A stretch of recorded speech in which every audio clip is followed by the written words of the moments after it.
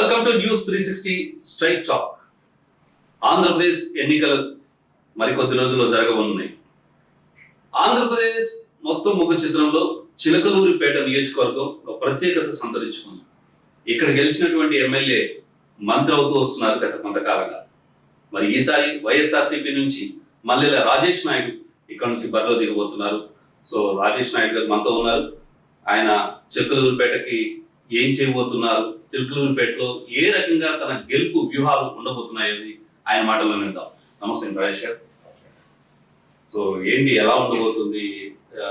చిలకలూరిపేట చాలా ఉత్కంఠభరితమైనటువంటి నియోజకవర్గం, చాలా ఉద్విగ్న పరిస్థితులలో ఇప్పుడున్న ఎమ్మెల్యే కాదు, మీకు జగన్మోహన్ రెడ్డి టికెట్ ఇచ్చారు.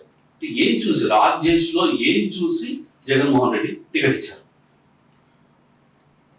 న్యూస్ 360 వీక్షకులకు నమస్కారాలు. నేను మల్లెల రాజేష్ నాయుడు. మరి ఈ నియోజకవర్గానికి దాదాపుగా 4 తరాలుగా, అంటే మొదటి తరంలో రాజకీయంగా ఎవరైతే ఎంటర్ అయ్యారో మా తాతగారి అమ్మగారు సిపిఐ పార్టీ మరి ఏరియా లీడర్గా, మరి అలానే ట్రేడ్ యూనియన్ లీడర్గా ఆ రోజులో ఆ తరంలోనే పనిచేస్తున్నారు.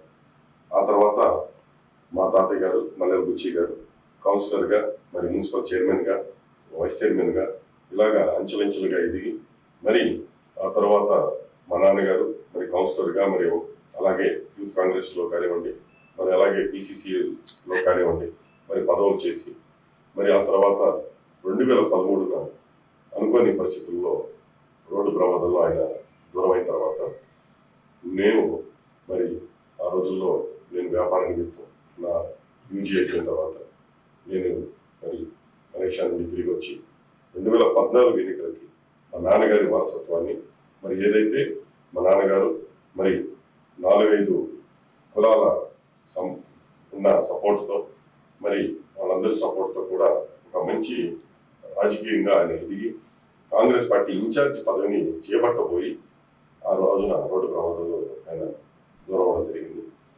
ఆ తర్వాత మేము ఇక్కడ 2014 కొన్ని అనుకోని పరిస్థితుల్లో మేము ఏదైతే మరి ఆ వైఎస్ఆర్ కాంగ్రెస్ పార్టీకి మేము ఆ రోజు మరి వేరేగా మనం సైలెంట్గా, నాన్నగారు పెద్ద లేకపోవడం, మేము కూడా సైలెంట్గా ఉండడం, దానివల్ల ఏదైతే వైఎస్ఆర్ కాంగ్రెస్ పార్టీ ఆ రోజున లాస్ అయిందో ఈ చిలకలూరిపేట సీట్ని, మరి 2019 తిరిగి మనం ఉంటే బాగుంటుంది, మనం పార్టీకి సపోర్ట్ చేస్తే పార్టీ ఖచ్చితంగా గెలుస్తుంది ఇక్కడ అనే ఉద్దేశంతో 2019లో మరి ఈ రోజున మంత్రివర్యులు, మరి వాళ్ళ కుటుంబం మాకు బాగా సన్నిహిత బంధుత్వం కుటుంబం, వాళ్ళు మమ్మల్ని వచ్చి మరి అడిగిన తర్వాత వాళ్ళ గెలుపు కోసం ఆ రోజున మరి 2019లో భారీ మెజార్టీకి కాంగ్రెస్కి మరి చాలా తక్కువగా అలాంటి మెజార్టీ వస్తూ ఉంటుంది ఇప్పుడు ఇక్కడ. అలాంటి పరిస్థితులు ఉన్న సమయంలో కూడా గెలుపులో కీలక భాగం ఒక రకంగా పెద్దలందరూ, యువత ప్రతి ఒక్కరు చెప్తా ఉంటారు, నువ్వు వచ్చిన తర్వాత మరి మార్పు వచ్చిందని, మరి చాలా ఓట్ బ్యాంక్ మారిందని. మరి ఆ రోజున దాదాపుగా 8,305 ఓట్ల మెజార్టీతో ఇంకా 2 పోలింగ్ బూత్ల్లో మనం బ్యాలెట్ బాక్సులు కూడా ఓపెన్ చేయకుండా వదిలేసినప్పటికీ వచ్చిన మెజార్టీ, ఈ మెజార్టీతో ఆ రోజున గెలుపు మనకి ఒక మంచి అఖండ మెజార్టీతో మరి ఆ రోజున మన మంత్రివర్యుల్ని గెలిపించుకోవాలి. సో ఒక చిలకలూరిపేటలో ఒక లాంగ్ స్టాండింగ్ పొలిటికల్ ఫ్యామిలీ మీది.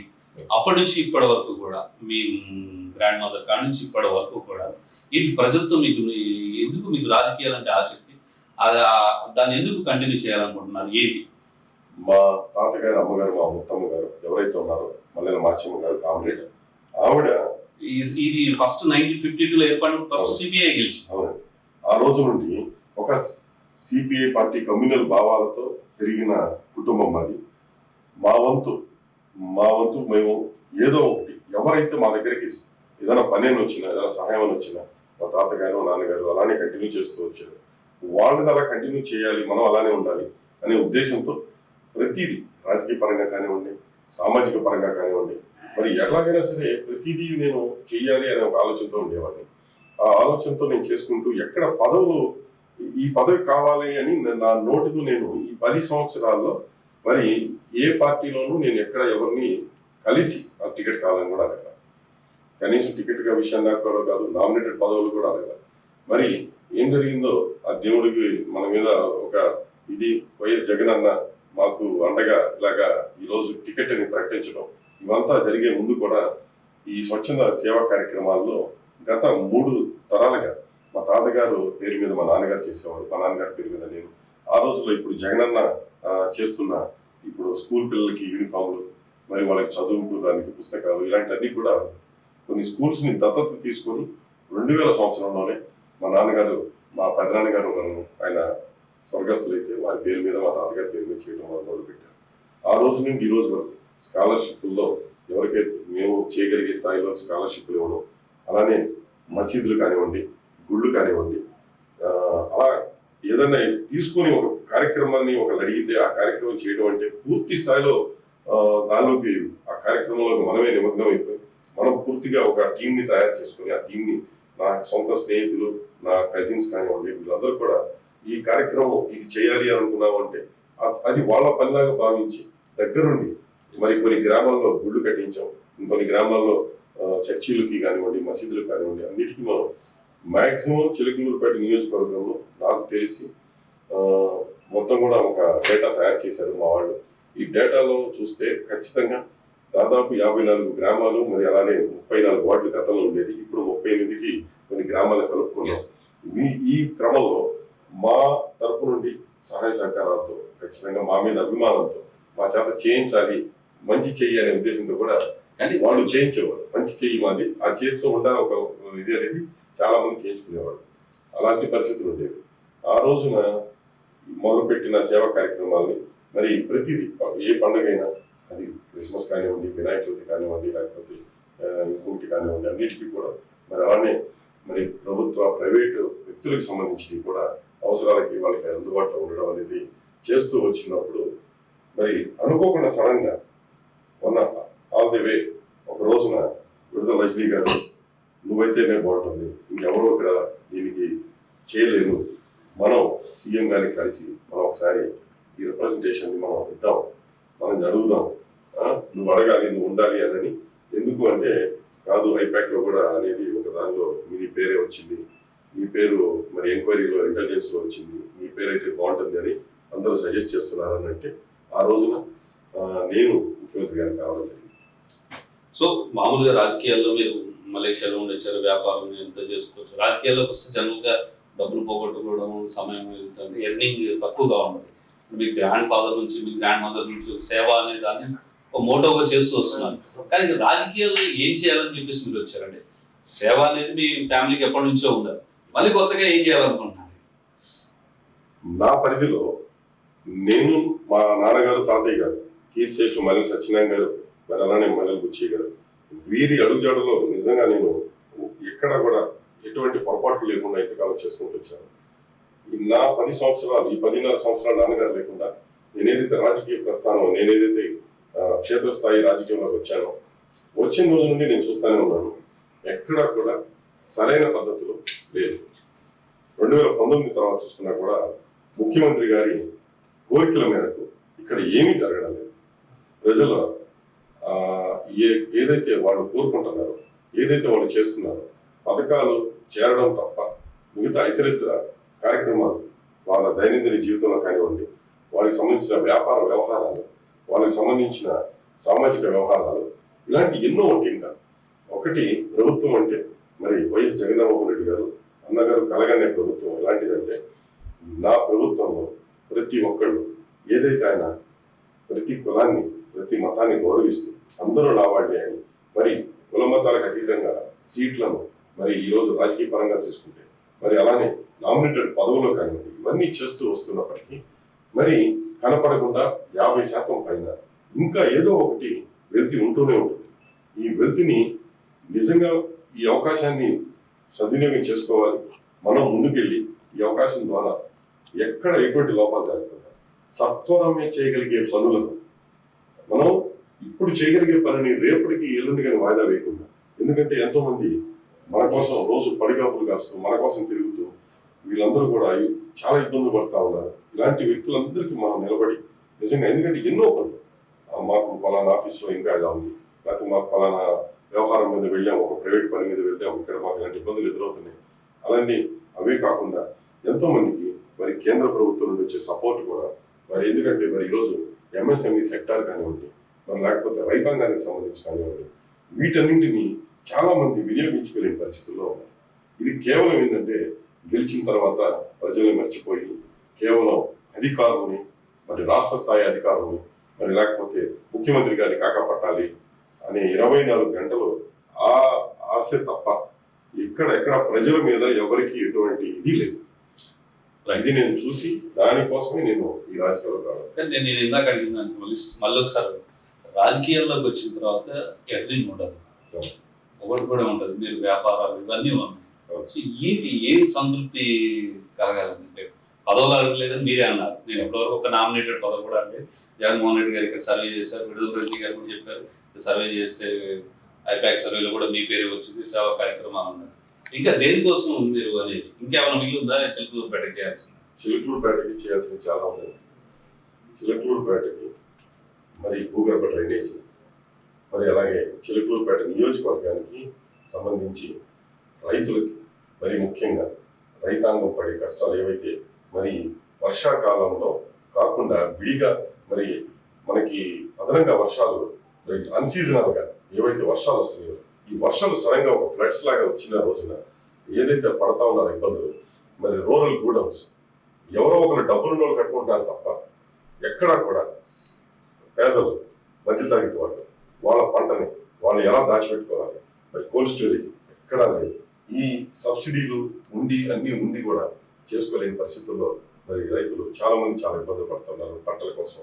మరి రైతులు మరి మిరప రైతులు కానివ్వండి, మరి లేకపోతే శనగ రైతులు కానివ్వండి, ఇలాంటి ఏదైతే మా ప్రాంతంలో అధికంగా పంటలు వేసే వాళ్ళు ఉన్నారో వీళ్ళందరికీ ఒక రూరల్ గూడౌన్స్ మరి మండలానికి కనీసం నాకు తెలిసి ఒక మండలంలో 14 గ్రామాలు, 14 గ్రామాలకి కనీసం 14 రూరల్ గూడౌన్స్ ఉండాల్సిందే. ప్రతి గ్రామానికి ఆ గ్రామ స్థాయిలో ఏదైతే ఆ గ్రామంలో ఉంటున్న జనాభాని నిష్పక్షపాతంగా చూసుకొని అక్కడ ఖచ్చితంగా మనం ఒక గోడౌన్ని, అలానే ఒక కోల్డ్ స్టోరేజెస్ కూడా కనీసం ఒక గ్రామంలో ఉన్న జనాభాకి అక్కడ ఉన్న పంట పొలానికి తగ్గట్టుగా ఈ కోల్డ్ స్టోరేజెస్ కూడా ఏర్పాటు చేయాలి. ఇలాగ 3 మండలాల్లోనూ మరి అలానే పట్టణంలో మరి ఏదైతే వ్యాపారస్తులు ఈరోజు యువత మనకి యంగ్ ఇండియన్, యంగ్ నేషన్ అని పిలుచుకునే మన కంట్రీని మరి యువత ఎవరైతే ఈ రోజుల్లో ఉద్యోగాల కన్నా కూడా ప్రతి ఒక్కరు వ్యాపార వ్యవహారాల మీద ఒక మంచి ఆలోచనతో ఒక మంచి ఒరవడిని క్రియేట్ చేసే పరిస్థితుల్లో ఉన్న రోజుల్లో ఇలాంటి పరిస్థితుల్లో కూడా ఎవరు కూడా కొన్ని వాళ్ళు ఏదైతే ట్రేడింగ్ యాక్టివిటీస్ చేసుకుంటా ఉన్నారో ఇలాంటి ట్రేడింగ్ యాక్టివిటీస్ చేసుకునే వాళ్ళకి కూడా ఈ ప్రాంతంలో కూడా పట్టణానికి సంబంధించిన వాళ్ళకి కూడా సరిపడా మరి కోల్డ్ స్టోరేజెస్ వీటన్నింటినీ మరి అలాగే గోడౌన్స్ కానివ్వండి, మరి అలాగే వీళ్ళకి సంబంధించిన మరి సేంద్రియ వ్యవసాయం కానివ్వండి, మరి లేకపోతే డైరీ ఫార్మ్స్ కానివ్వండి అసలు మనకి సరిపడలేవు. వీటిని ఎంకరేజ్ చేయాలి.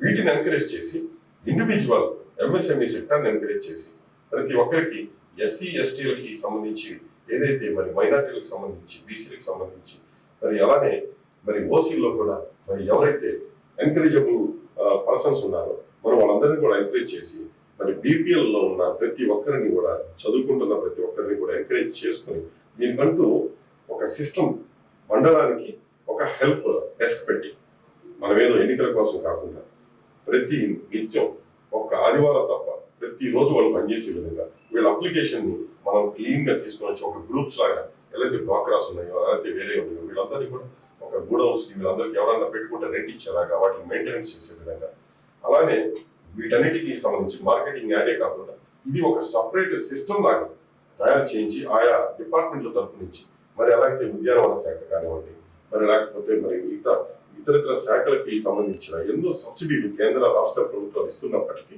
మనం ఈ dairy and food based products మీద మన దృష్టి తగ్గింది. ఆ దృష్టిని ఇంకొంచెం ఎంకరేజ్ చేయాలి. మన గౌరవనీయ ముఖ్యమంత్రి గారు ఏదైతే ఇస్తున్న అవకాశాలు ఉన్నాయో అవకాశాలను మనం వాడుకోలేకపోతున్నాం. లోకల్ గా ఉంటున్న వ్యక్తులు ఎవరు కూడా దీని మీద దృష్టి పెట్టట్లేదు. వీటిని చేయాలి. వీటిని చేసి రేపు రాబో తరాల్లో ఏదో పేరుకి ఇన్పుట్ సబ్సిడీ ఇచ్చాం అయిపోయింది చేతులు దులుపుకున్నాం అనేది కాకుండా రాబో తరాల్లో ప్రతి ఒక్కరు ప్రతి ఇంటికి ఒక ట్రాక్టర్ ఉండాలి, ప్రతి రైతు ఇంట్లో ట్రాక్టర్ ఉండాలి, ప్రతి రైతు దగ్గర ఆవులు ఉండాలి, మరి గేదెలు ఉండాలి. మినీ డైరీస్ ప్రతి ఇంటికి ఎంకరేజ్ చేయించాలి. వీటిలో ఇవి పెంచుకోవాలి. ఏంటి వాటి ఆవశ్యకత, వాళ్ళ ఆరోగ్య పరిస్థితి ఏంటి, ఇలాగ హెల్త్ సిస్టమ్ని కూడా మనం కంట్రోల్లో పెట్టుకోవాలి. ఈ కంట్రోల్లో పెట్టుకోవడం ద్వారానే మనం చేయబోయే వ్యాపారాలు కానివ్వండి, మనం చేయబోయే ఈ agricultural and non agricultural based products తయారీ యూనిట్లు కానివ్వండి, ఇవన్నీ మనం ముందుకు తేలగలం. అంటే మొదట ఆరోగ్యాన్ని చేసుకుంటూనే మరి అలానే కేంద్ర ప్రభుత్వం, రాష్ట్ర ప్రభుత్వాల సబ్సిడీ ద్వారా మనం ఎంకరేజ్మెంట్ తీసుకొని మనం చేసుకోగలిగితే ఈ రోజున ఇంకా ఏది ఎవరు చేయగలరు. చాలా తక్కువ టైంలో ఇమీడియట్ గా 6 నెలల్లో చేయగలిగే ప్రోగ్రామ్. మిగతా 4.5 సంవత్సరాలు వీటి నుంచి ఫలాలను మనం తీసుకోవాల్సింది ఉంది. మరి నేను దాదాపుగా 10.5 సంవత్సరాలు చూస్తాను. ఒక్కడ కూడా ఏది చేయడం ఏంటనంటే ఆ కులంలో మనకి ఈ ఫలానా 10 మందిని లీడర్లు పట్టుకుంటే ఇన్ని ఓట్లు పడతాయి, అయిపోయింది. ఈ వర్గంలో 4 కులాలు ఉన్నాయి, ఈ 4 కులాల్లో 10 మంది లీడర్లు తయారు చేస్తే మనకి ఇన్ని ఓట్లు పడతాయి. కేవలం ఈ ఒక్కటే తప్ప, ఓట్ బ్యాంక్ ని వాడుకోవడం తప్ప ఎవరు కూడా ఏది ఏ ఎమ్మెల్యే కానీ ముఖ్యమంత్రి గారు ఏదైతే కలగంటున్నారో అది చేయడం లేదు. దాన్ని చేయడం కోసం ఒకటి రావాలన్నది నా కోరిక. ఇంకా మీరు ఒక ప్రశ్న వేశారు, మరి ఇన్కమ్ ఉండదు. నేను బిజినెస్ చేసుకునే మనిషిని. నేను ఒక అసోసియేషన్, లారీ అసోసియేషన్స్ రన్ చేస్తున్నాను. అలాగే నాకు పామ్ ఆయిల్ ట్రేడింగ్ ఉంది, మరి అలానే క్యాటిల్ మార్కెట్ ట్రేడింగ్ ఉంది. ఇవన్నీ కూడా నాకు ఇన్కమ్ సోర్సెస్ ఉన్నాయి. నేను నా బిజినెస్లో నేను కూడా బిజినెస్ చేసుకుంటాను. బిజినెస్ మ్యాన్ గానే ఉన్నాను. ఫస్ట్ నుంచి మా కుటుంబం రైతాంగం, అలానే రైతాంగంతో పాటు మా తాతగారు బిజినెస్ చేసేవాళ్ళు. ఆ రోజుల్లోనే మాకు ఆస్తులు ఉన్నాయి.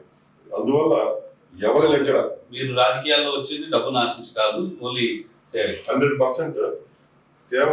మా ఊరిని మేము కాపాడుకోవాలి. మా ప్రాంతం మీద మీ అభిమానం అంటే ఒక లెగసీ కంటిన్యూ అవుతూ వస్తుంది, దాన్ని కంటిన్యూ చేయాలి. లెగసీ కంటిన్యూతో పాటు మాకు ఏంటంటే ఖచ్చితంగా మా ఊర్లో ఉన్న ఇబ్బందులు, ఎందుకంటే ఎవరైతే నేను వింటా ఉన్నాను కొన్ని చోట్ల, మరి మా ఊర్లో అయితే ఉండకూడదు. ఎందుకంటే రియల్ ఎస్టేట్ కి సంబంధించి ఎవరైనా 4 వెంచర్లు వేసుకుంటే వాటి మీద వెంచర్లు వేసుకున్నా, ఒక చిన్న ఇల్లు కట్టుకున్నా, బిల్డింగ్ కట్టుకున్నా, అపార్ట్మెంట్లు కట్టుకున్నా కంపల్సరీ ఇంత డబ్బులు వసూలు చేయడం అనేది ఈ మధ్య ఒక ఆనవాయితీ అయిపోయింది. మరి అలాంటి ప్రజాప్రతినిధిని కానే కాదు. అలాగా నాకు అవకాశం ఇస్తే ఖచ్చితంగా నేను కానీ 100% ఈరోజు న్యూస్ 30 ఛానల్ ద్వారా నేను నిజంగా మా చిలకలూరుపేట నియోజకవర్గ ప్రజలందరికీ నేను తెలియజేసుకునేది ఒకటి, ఆలోచించి ఎన్నుకోండి. ఆలోచించి మన భవిష్యత్తుని, మన చిలకలూరుపేట, మన ఊరు మనం కాపాడుకుందాం. మనం అందరం కలిసి అభివృద్ధిని సాధించుకుందాం. యువత అందరూ కూడా ఈ రోజున మరి కుల మతాలకు అతీతంగా, మరి అలానే ప్రాంతాలకు అతీతంగా మనం ముందుకు వెళ్ళకపోతే మన అభివృద్ధిని మనమే ఆపుకునే వాళ్ళం అవుతాం. మరి ఏదైతే వైఎస్ జగన్మోహన్ రెడ్డి అన్న గారు మరి ఏదైతే కలగంటా ఉన్నారో, ఎక్కడ ఆ ప్రతి కళని మనం కింద స్థాయి వరకు తీసుకొని రావాలి అంటే మరి యువత ముందుకు రావాలి. అలానే ప్రతి ఒక్క వర్గం, ప్రతి ఒక్క మనిషి ఆలోచన చేయాలని ఆలోచన చేస్తే. ఇంకొకటి రాజేశ్వర్, ఇక్కడ చిలకలూరుపేట అంటే చాలా చైతన్యవంతమైనటువంటి నియోజకవర్గం. ఇక్కడ చాలా మిక్స్డ్ రిజల్ట్స్ కూడా వస్తూ ఉంటాయి రెగ్యులర్ గా. కానీ ఇక్కడ తెలుగుదేశం పార్టీ కూడా బలమైనటువంటి లాస్ట్ టైం 42 50. సో ఇంత బలమైనటువంటి అభ్యర్థి కూడా ఇప్పుడు పుల్లారావు కూడా కూడా 3 సార్లు గెలిచారు, ఒకసారి ఓడిపోయారు, 2 సార్లు ఓడిపోయారు, మినిస్టర్ కూడా చేశారు. సో ఇంత గట్టి పోటీ ఉంటుంది కదా. సో ఈ తెలుగుదేశం పార్టీని ఏ రకంగా మీరు నిలవించుకోతున్నారు? నాకు వైఎస్ జగన్మోహన్ రెడ్డి గారు నా మీద ఉంచిన నమ్మకానికి ముందుగా నేను నిజంగా కృతజ్ఞతలు తెలియజేసుకుంటూ, ఈ ప్రాసెస్లో రాజకీయ పరంగా దాదాపు ఇది 4వ తరం అయితే 3 తరాలుగా బాగా గట్టిగా ఈరోజు నాతో కలిసి మేము ఏదైతే రాజకీయం చేస్తా ఉన్నామో, నాకు ఈరోజు ప్రత్యక్షంగా నేను పోటీ చేయడం కొత్త అయినప్పటికీ గతంలో కూడా నా సపోర్ట్తోనే చాలా వరకు ఓట్ బ్యాంక్ని వాళ్ళందరికీ ఇవ్వడం జరిగింది. అలా కాకుండా మనమే పోటీ చేసి మనమే ఎందుకు ప్రజలకి మంచి చేయకూడదనే ఆలోచనతో మరి వైఎస్ జగన్మోహన్ రెడ్డి గారు ఇచ్చిన అవకాశాన్ని మనం వినియోగించుకోవడానికి ముందుకు రావడం జరిగింది. ఈ రోజున ఎవరైతే ప్రతిపక్ష నాయకుడు ఉన్నారో, ప్రతిపక్ష నాయకులు ఆయన మీద నేను పర్సనల్గా చెప్పడం కాదు, ఆయన గురించి మాకు అందరికీ తెలుసు. దాదాపుగా 2.5 దశాబ్దాలుగా ఆయన గురించి మాకు మొత్తం తెలుసు. ఆ కుటుంబం, వాళ్ళ యొక్క విధి విధానాలు. నేను వాళ్ళందరి గురించి చెప్పే ముందు ఒకటి చెప్తా ఉన్నాను. మరి ఈ 2019లో మరి పాండమిక్ వచ్చినప్పుడు, మరి కోవిడ్ అనేది బాగా ప్రబలిన టైంలో అసలు కనీసం ఆయన నాకు సంబంధం లేదు, ఈ ఊరితో నాకు సంబంధం లేదు అన్నట్లుగా వెళ్ళి మరి వాళ్ళ బిడ్డలైనా మరి పంపించి ఇలా సర్వీస్ చేయించవచ్చు. కనీసం ఆ రోజులు కూడా ఆయన లేదు, కనీసం పలకరించింది లేదు. ఎలక్షన్ అయిపోయిన తర్వాత 3.5 సంవత్సరాలు ఆయన లేరు. ఈ సంవత్సర కాలంగా మొదట ఒక 6 నెలలు కనపడుతూ వచ్చారు. ఈ 6 నెలల్లో ఆయన కేవలం వచ్చింది ఏంటంటే, నా సీటు నాకు లేకుండా పోతుంది, మరి 10 సీట్లు ఇవ్వాల్సిన వ్యక్తి ఆయన సీట్ ఆయన తెచ్చుకోవడం కోసం నానా కష్టాలు పడి చివరికి వేరే వ్యక్తులు ఎవరో వచ్చి ఇక్కడ మాకు కావాలి అని అడుగుతా ఉండేసరికి ఆయన వచ్చాడే తప్ప ఎక్కడా కూడా అసలు కనీసం చిలకలూరుపేటలోని వాళ్ళ పార్టీ వ్యక్తులు కూడా ఏమైపోయారో కూడా పట్టించుకోని పరిస్థితి లోకల్ బాడీస్ లో, మరి పంచాయతీలు కానివ్వండి, మరి లేకపోతే మున్సిపల్ ఎలక్షన్స్ అప్పుడు కూడా వారికి కనీస మద్దతును కూడా తిరిగి నేనున్నాను అనేది భరోసాను కల్పించలేని వ్యక్తి. కాబట్టి అంటే గతంలో ఉన్న నాయకత్వం ఈ రోజు ఆయనలో లేదు.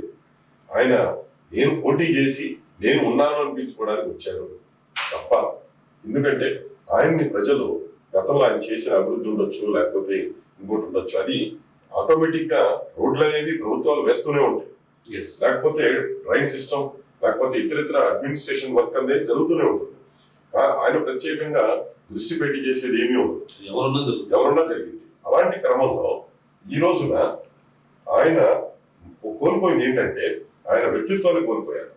గతంలో ఉన్న వ్యక్తిత్వం అనేది ఈ రోజు ఆయన గతంలో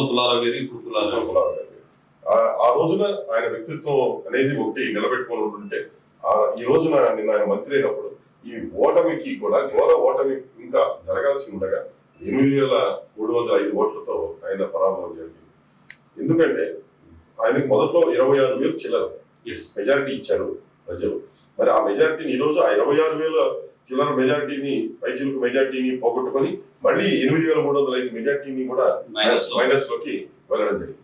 ఇంత మైనస్ జరిగిన తర్వాత 3.5 సంవత్సరాలు కనీసం తప్పుని సరిదిద్దుకోకుండా వయసు రీత్యా వచ్చిన ఇబ్బందులు ఏమైనా ఉంటే, మరి వాళ్ళ కుమారులు ఉన్నారు, వారినైనా మరి లెగసీని కంటిన్యూ చేయడం అనేది ఒక బాధ్యతగా, ఎందుకంటే ఆ కుటుంబాన్ని నమ్ముకున్న వాళ్ళు కూడా ఉంటారు రాజకీయంగా, మరి అలాంటిది చేయకుండా మరి ఈ రోజు ఎన్నికలకి కేవలం ఒక 6 నెలల ముందు వచ్చి బాగా హడావుడి చేసి పార్టీ కంటూ ఉన్న ఆ కేడర్ని కూడా నేను నిన్నగాక మొన్నే చూస్తా ఉన్నాను. కేవలం 10 మందికి కనీసం టికెట్లు ఇప్పించాల్సిన స్థాయిలో ఉండాల్సిన వ్యక్తి తన టికెట్ తను తెచ్చుకున్నాడు అనేది మరి ప్రజలకు తెలియజేసుకోవడం కోసం బాణాసంచా కాలుస్తూ మరి మన చిలకలూరుపేట పట్టణంలో హడావుడి క్రియేట్ చేసి ఒక ఎస్సీ మహిళను వాళ్ళ యొక్క ఈ చిల్లర మోకలతో గొడవ చేయిస్తే వాళ్ళు కూడా కేసు పెట్టారనేది నేను విన్నాను. అది ఈ పరిస్థితులు అలా ఉన్నాయి. అంటే కేవలం వచ్చిన అతి తొక్కి ఆ టికెట్ వచ్చిన ఆనందంలో కూడా వాళ్ళు చేస్తా ఉన్నది ఏంటంటే రౌడీయిజాన్ని పెంచి పోషిస్తా ఉన్నారు. మరి నామినేషన్ వేసిన టైము, లేకపోతే టికెట్ వచ్చిన టైము కూడా కాదు, టికెట్ ప్రకటన వచ్చిన దానికే మరి ఇంతలా రౌడీయిజం చేస్తా ఉంటే వీళ్ళు నిజంగా ప్రభుత్వం ఏర్పాటు చేస్తే ఎటువంటి పరిస్థితులు ఉంటాయి? ఆ పరిస్థితులు ఏంటి? అసలు ఇంకేమి మెసేజ్ ని మరి ఈ రోజు చిలకలూరుపేట పట్టణానికి ప్రశాంత పట్టణం ఇది.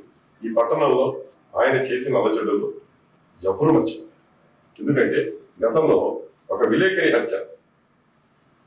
హత్య చేయడం జరిగింది. శంకర్ గారిని, మరి ఆర్యవైశ్య సామాజిక వర్గానికి సంబంధించిన వ్యక్తి, చాలా సౌమ్యుడు, చాలా మంచి వ్యక్తి. మరి ఈయన హయాంలో ఆయన దగ్గరే ఉంటున్న మరి 2 నాయకులు, తిమ్మాపురానికి సంబంధించిన అతను ఒక అతను, పట్టణానికి సంబంధించిన అతను ఒక అతను, మరి ఇంకెంతమంది ఉన్నారనేది మనకు పూర్తిగా తెలియదు దాని గురించి. మరి ఒక విలేకరిని హత్య చేయించిన ఉదంతాన్ని మా నియోజకవర్గ ప్రజలు మర్చిపోయారు. మరి అలానే ఒక అతను సూసైడ్ చేసుకున్నారు కూడా. సాక్షిలో పనిచేస్తూ ఉన్న ఆ సమయంలో ఆయన సాక్షిలో పనిచేస్తున్నారు. మరి కమ్మ సామాజిక వర్గానికి సంబంధించిన సురేంద్ర గారు, ఆయన మరి ఒక హోటల్ రూమ్ లో ఊరేసుకొని పులారావు మీద లెటర్ రాస్తే ఆ లెటర్ మాయం చేశారు అనేది ఒకటి మరి వింటూ ఉన్నాము.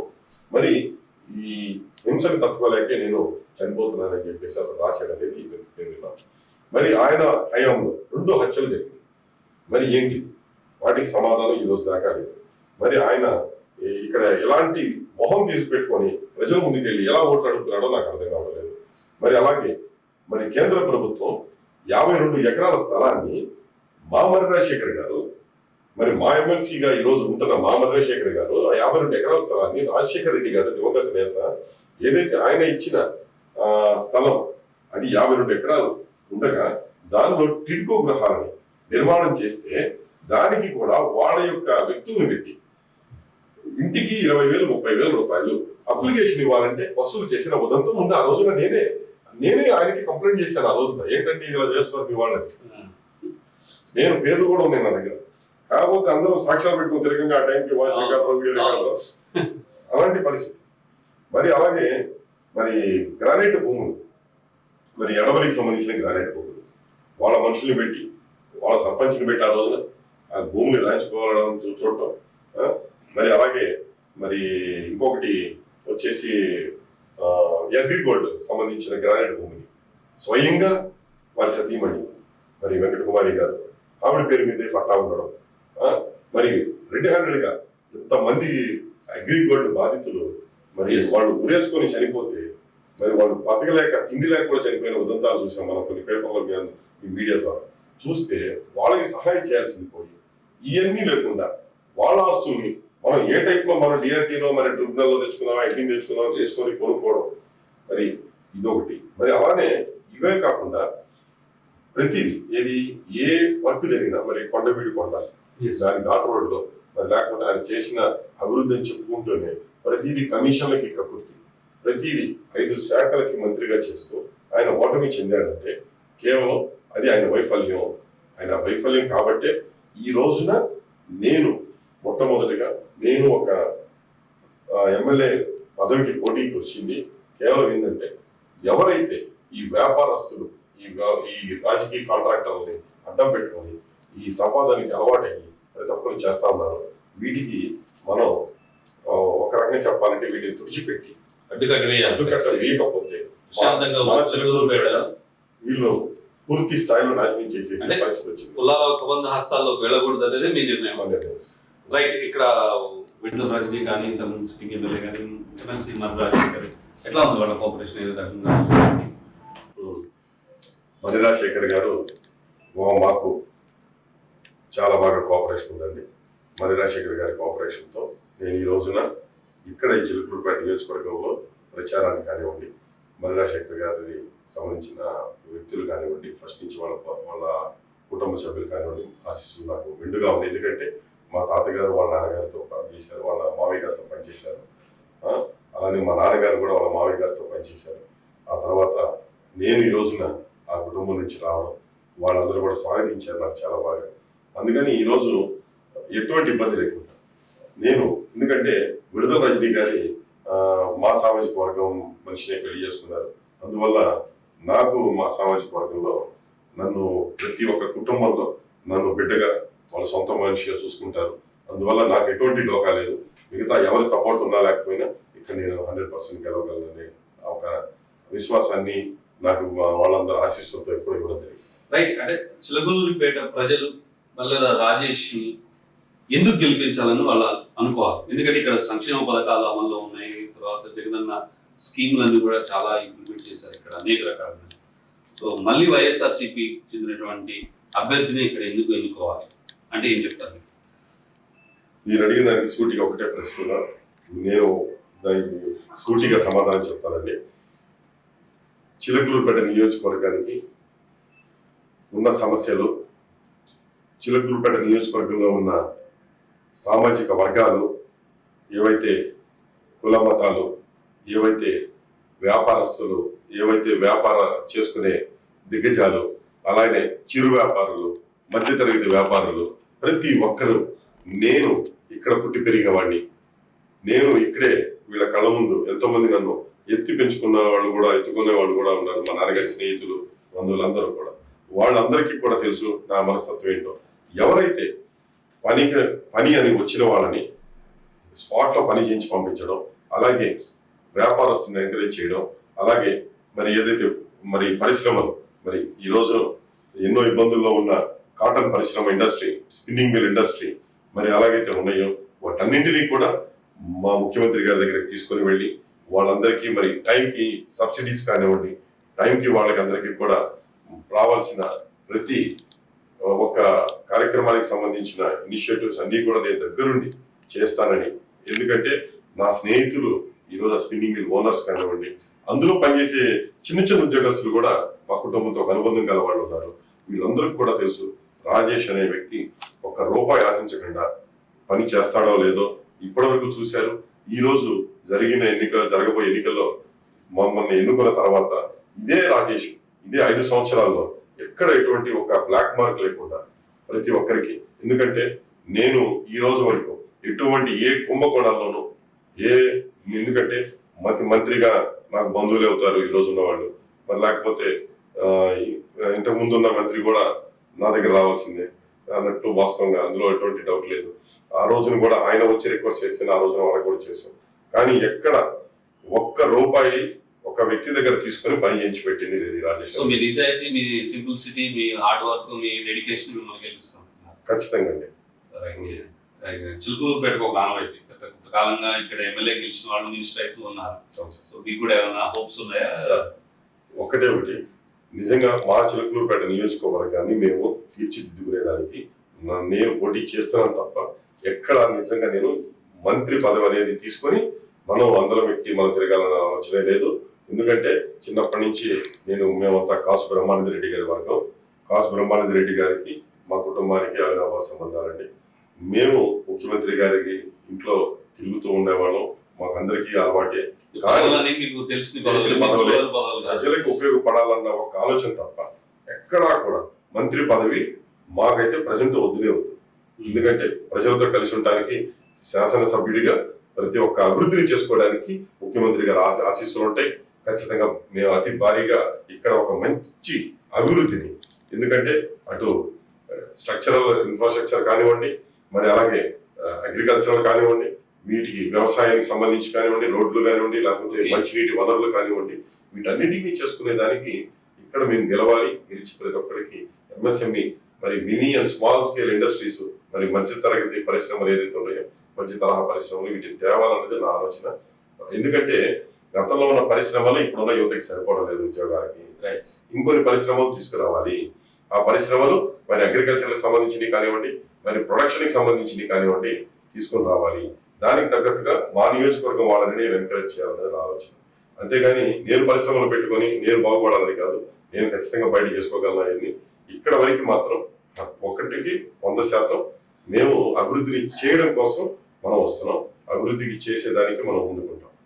మొత్తం మీద మీ విజన్, ఇక్కడ ఉన్నటువంటి చిలుకూరుపేట నియోజకవర్గానికి సంబంధించినటువంటి అభివృద్ధిని చేయాలి, ఇక్కడ యువతకి ఉపాధి అవకాశాలు కల్పించాలి, మీ విజన్ ఏంటంటే చాలా బాగున్నది. మరి చిలుకూరుపేట ప్రజలు ఏ రకంగా మిమ్మల్ని ఆశీర్వదిస్తారో ఏందో చూడాలి. Thank you very much. All the best Rajesh గారు. మొత్తం మీరు చూసినట్లయితే చిలుకూరుపేటలో ఒక విజన్ పెట్టుకున్నాను, ఆ విజన్ గా దిశగా పనిచేస్తాను. ఉపాధి అవకాశాలు, అదే విధంగా ఇక్కడ అభివృద్ధి ఇంకా చెందాల్సిన చాలా ఉంది. ఆ అభివృద్ధికి తన వంతుగా కృషి చేస్తానని చెప్పేసి మళ్ళీ రాజేష్ నాయుడు అంటున్నారు. ఇది వాటి స్ట్రైట్ టాక్. చూస్తూనే ఉండండి న్యూస్ 360. నిజం ఆలోచనను మారుస్తుంది.